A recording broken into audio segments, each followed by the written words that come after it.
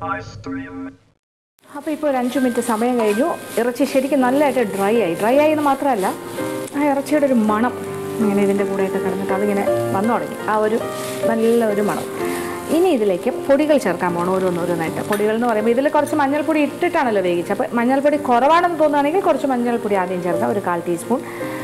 എന്നിട്ട് ഒരു 2 ടീസ്പൂൺ പിരിയൻ മുളകിൻ്റെ പൊടി.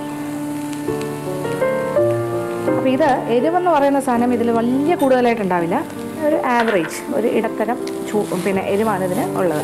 അപ്പോൾ 2 ടീസ്പൂണേ ചേർക്കുന്നുള്ളൂ. അതുകൊണ്ടാണ് ഞാൻ പറഞ്ഞത് മുഴുവൻ കുരുമുളക് നമ്മളിതിലേക്ക് ഒരു ഗ്യാരണ്ടി പോലെ ഇട്ടിരിക്കുകയാണ്. അതിൽ അധികം കൂടുതലായിട്ട് വേണമെന്നുള്ളവർക്ക് അതൊന്നും ഇടയ്ക്ക് കടിച്ചാൽ മതി. പിന്നെ 2 പച്ചമുളകാണ് നമ്മളിതിൽ എരിവിന് വേണ്ടി ചേർത്തിരിക്കുന്നത്. അപ്പോൾ മുളക് പൊടി എന്ന് പറയുന്നത് ഇപ്പോൾ 2 ടീസ്പൂൺ. അത് ഹീറ്റായിട്ട് കുമിച്ച് വേണമെങ്കിലും ചേർക്കാം. പിന്നെ വേണ്ടത് മല്ലിപ്പൊടി കുറച്ച് മതി, 1 ടീസ്പൂൺ. 1 ടീസ്പൂൺ മല്ലിപ്പൊടി. അപ്പോൾ ഇപ്പോൾ ഒരു ഓറഞ്ച് കളറായിട്ടിരിക്കുകയാണ്, കാര്യം ആ മുളക് പൊടിയുടെ കളർ. 2 കാര്യങ്ങൾ ചേർത്തല്ലോ. അപ്പോൾ ഇതിൻ്റെ ഒരു പച്ച ചുവയൊക്കെ മാറും. ഇതൊക്കെ പെട്ടെന്ന് പച്ച ചുവ മാറും, കാര്യം നല്ല ചൂടായി കിടക്കുന്ന പാത്രം, ഇറച്ചിക്കും നല്ല ചൂട്, ഒന്ന് ഇളക്കിയാൽ മാത്രം മതി. അതായി. ഇനി നമ്മൾ ഇതിലേക്ക് 2-3 കാര്യങ്ങൾ. ജീരകം വറുത്ത് പൊടിച്ചത്, ജീരകം സാധാരണ നല്ല ജീരകം, തോരനിലൊക്കെ അരയ്ക്കുന്ന ജീരകം, അതൊരു 1/2 ടീസ്പൂൺ ചേർക്കാം. ജീരകം. പിന്നെ ഗരം മസാല പൊടിച്ചത്, പട്ട, ഗ്രാമ്പൂ, ഏലക്ക, പെരുംജീരകം, തക്കോലം, എന്ത് വേണമെങ്കിലും ഇതെല്ലാം കൂടി ചേർത്ത് പൊടിച്ചത് ഒരു 3/4 ടീസ്പൂൺ. ആദ്യം ഒരു കാര്യം ചെയ്യാം, ഒരു 1/2 ടീസ്പൂൺ ആദ്യം ചേർക്കുക, പിന്നെ വേണമെങ്കിൽ ആ 1/4 ടീസ്പൂൺ ഏറ്റവും അവസാനം ചേർത്താലും മതി. അപ്പോൾ ആ നല്ല ഫ്ലേവർ അങ്ങനെ നമ്മൾ കറി അടുപ്പിൽ നിന്ന് വാങ്ങുന്നതിന് തൊട്ട് മുന്നേ ചേർത്ത് അത് കുറച്ചുകൂടി ഒരു ഭയങ്കര മണമായിട്ടിരിക്കും. അപ്പോൾ ഈ 3/4 ടീസ്പൂൺ എന്നുള്ളത് അരയും കാലുമായിട്ട് 2 സ്റ്റേജസിലും ചേർക്കാം. അപ്പോൾ ഇപ്പോൾ ഗരം മസാലയായി, ജീരകം വറുത്ത് പൊടിച്ചത്, പിന്നെന്താ നമ്മൾ ചേർത്തത് ഗരം മസാലപ്പൊടി, ജീരകം വറുത്ത് പൊടിച്ചത്. ഇനിയിപ്പോൾ ചേർക്കാൻ പോകുന്നത് കസൂരി മേത്തി പൊടിച്ചത്. കസൂരി മേത്തി എന്ന് പറയുന്നത് അറിയാലോ, ഉലുവയുടെ ഇലയാണ്, ഉലുവച്ചീര. അതിങ്ങനെ പാക്കറ്റിൽ വാങ്ങിക്കാൻ കിട്ടും. അത് ഒന്ന് ഡ്രൈ ആക്കിയിട്ട് കൈകൊണ്ട് തന്നെ ഒന്ന് ഞെരിടിയാൽ മതി, അത് ശരിയാവും, പൊടിഞ്ഞ് കിട്ടും. അതൊരു 1/2 മുതൽ 3/4 ടീസ്പൂൺ വരെ ചേർക്കും. ഇത്രയും കാര്യങ്ങൾ ചേർത്ത് കഴിഞ്ഞു. ഇനി ഇതിലേക്ക് നമ്മൾ ആദ്യം ചേർക്കാൻ പോകുന്നത് ടൊമാറ്റോ 2 എണ്ണം, കുറച്ച് വലിയ കഷ്ണങ്ങളായിട്ട് തന്നെ ഇരുന്നോട്ടെ, ചതുര കഷ്ണങ്ങൾ.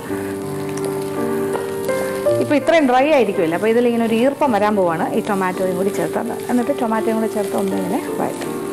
ഒരുപാട് സമയമൊന്നും വേണ്ട, ഒരു 2-3 മിനിറ്റ്. അപ്പോൾ ഉപ്പൊക്കെ ആവശ്യത്തിനുണ്ടോ എന്ന് നോക്കുക. വേണമെങ്കിൽ ഏത് സ്റ്റേജിൽ വേണമെങ്കിലും ഉപ്പ് ചേർക്കാം. ഉപ്പ് ചേർത്തിട്ടാണ് നമ്മൾ ഇറച്ചി വേവിച്ചിരിക്കുന്നത്. ഇനി നമ്മളൊരു കാര്യം കൂടി ചേർക്കാൻ പോവാണ്, വേവിച്ച് വെച്ചിരിക്കുന്ന ചെറുപരിപ്പ് നമ്മളിങ്ങനെ എന്താ പറയുക, കുറച്ച് ഉപ്പും കുറച്ച് മഞ്ഞൾപ്പൊടിയും ചേർത്ത് വേവിച്ചതാണ്.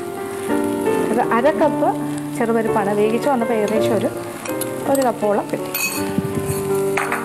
അതും കൂടി ഇതിലേക്ക് ചേർക്കാം. ഇതും കൂടി ചേർക്കുമ്പോൾ അല്ലേ കീമ ദാലാവുള്ളൂ. അപ്പോൾ കീമ ദാലാണ് നമ്മുടെ ഐറ്റം. അതുകൊണ്ട് തന്നെ ഇപ്പോഴേ കീമയുടെ കൂടെ ദാലും കൂടി ചേർക്കും. ഇനി ഇതിലേക്ക് നമ്മൾ സ്റ്റോക്ക്, ബീഫ് വേവിച്ച്, അതായത് കൊത്തി ഇറച്ചി വേവിച്ച വെള്ളം. ഇത് മുഴുവൻ ഇറച്ചിയുടെ സത്താണ് ഈ സ്റ്റോക്ക് എന്ന് പറയുമ്പോൾ. അത് എത്ര വേണം അതനുസരിച്ച് ഏകദേശം 1/2 മുതൽ 2 കപ്പ് വരെ ഒഴിക്കും, നോക്കിയിട്ട് എത്രത്തോളം ചാറ് വേണം.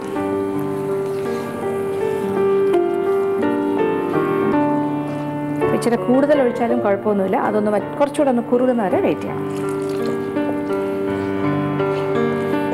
അപ്പോൾ ഈ സ്റ്റേജിലാണ് നമ്മൾ ഉപ്പൊക്കെ നോക്കിയിട്ട് ഉപ്പ് പോരാന്നുണ്ടെങ്കിൽ ചേർത്ത് കൊടുക്കുക. ഇനി ഇത് നന്നായിട്ടൊന്ന് തിളക്കട്ടെ, തിളച്ചൊന്ന് കുറുകട്ടെ. ഇത്രയും ചാറ് വേണമെന്നുണ്ടെങ്കിൽ തിളച്ച ഉടനെ മാറ്റാം. അതല്ല, കുറച്ച് ചാറ് കുറുകണം എന്നുണ്ടെങ്കിൽ ഒരല്പം നേരം ചെറിയ തീയിൽ ഇട്ടേക്കണം. അപ്പോൾ നന്നായിട്ട് കുറുകി ഇങ്ങനെ വരുമ്പോൾ നമുക്ക് അടുപ്പിൽ നിന്ന് മാറ്റാം. എന്തായാലും വെയിറ്റ് ചെയ്യുക. അതുവരെ ഒരു ഷോർട്ട് മാജിക് ബ്രേക്ക്.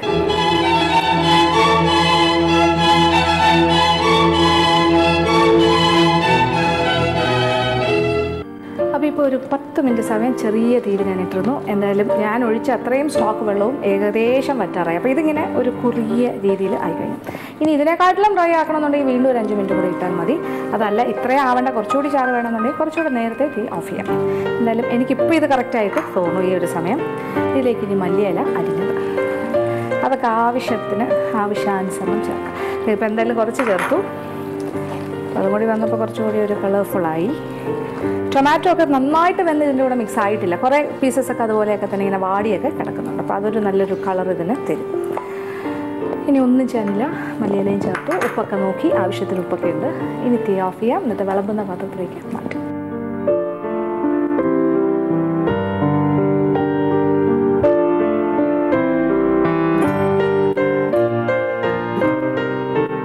അപ്പോൾ നമ്മുടെ കീമ ദാൽ റെഡി ആയി കഴിഞ്ഞു. അപ്പോൾ ഇതിൻ്റെ വേറൊരു കാര്യം എന്ന് പറയുന്നത്, ഇപ്പോൾ സാധാരണ ഇപ്പോൾ നമുക്കിത് കണ്ടു കഴിഞ്ഞാൽ പെട്ടെന്ന് തോന്നും ഇതെന്താ കീമ മസാലയാണോ, സാധാരണ ഒരു കീമ മസാല ചെയ്യുന്ന പോലെ ഇങ്ങനെ കുറുകുറ എന്നുള്ള രീതി. പക്ഷേ കീമ മസാലയുടെ സ്വാദേ അല്ല, എൻറ്റയർലി ഡിഫറെൻ്റ് ആയിട്ട് വ്യത്യസ്തമായൊരു രുചി തന്നെയാണ്. ഒരു നോർത്ത് ഇന്ത്യൻ ടേസ്റ്റാണ് കിട്ടാൻ പോകുന്നത്. കാര്യം അതിൽ ജീരകപ്പൊടിയുണ്ട്, കസൂരി മേത്തിയുണ്ട്, അപ്പോൾ ഒരു വ്യത്യാസമുള്ള ഫ്ലേവർ ആയിരിക്കും ഇതിൽ വരാൻ പോകുന്നത്. പിന്നെ ചെറുപരിപ്പ് ഇതിനകത്ത് ചേർത്തിരിക്കുന്നത് കൊണ്ട് ഒരു ദാലിൻ്റെ ഒരു കുഴഞ്ഞ ഒരു ടെക്സ്ചറും ഇതിൽ കിട്ടും.